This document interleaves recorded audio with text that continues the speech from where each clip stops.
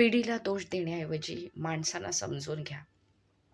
आपण ह्या जेनजींना दोष देतो, की जेनजी बिघडलेली आहे. ते झटपट निर्णय घेतात. त्या बेंडोक आहेत, त्यांना अक्कल नाहीये. पण माणसाला समजून का नाही घेत आपण? जेनजी अशी आहे, पण जो घरी जे वडील असतात, आई असते, आत्या असते, ही जी लोकं आहेत, ते जनरेशन गॅप त्यांचं सोडायला का तयार होत नाहीत?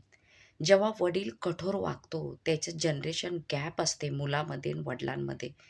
ते वडील इतके हट्टी असतात का ते त्यांचा इगो सोडत नाही.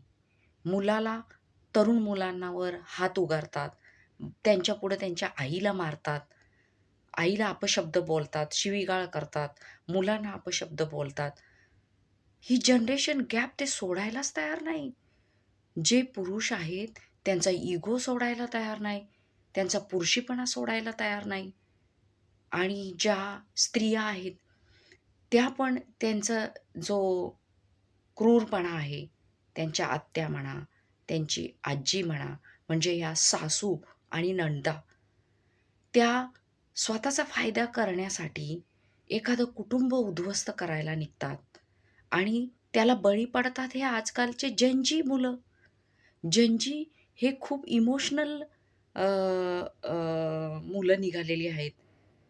इमोशनल प्रकार आहे आणि ते जेव्हा हे असं कृत्य करतात, तर आपण त्या घटनेचा विचार करतो. पण ते हे पाऊल उचलायला तयार झालेले असतात. त्याच्या पाठीमागं वर्षानुवर्ष त्यांच्यावर झालेला अन्याय असतो. त्यांच्या मनाची झालेली कुचंबना असते.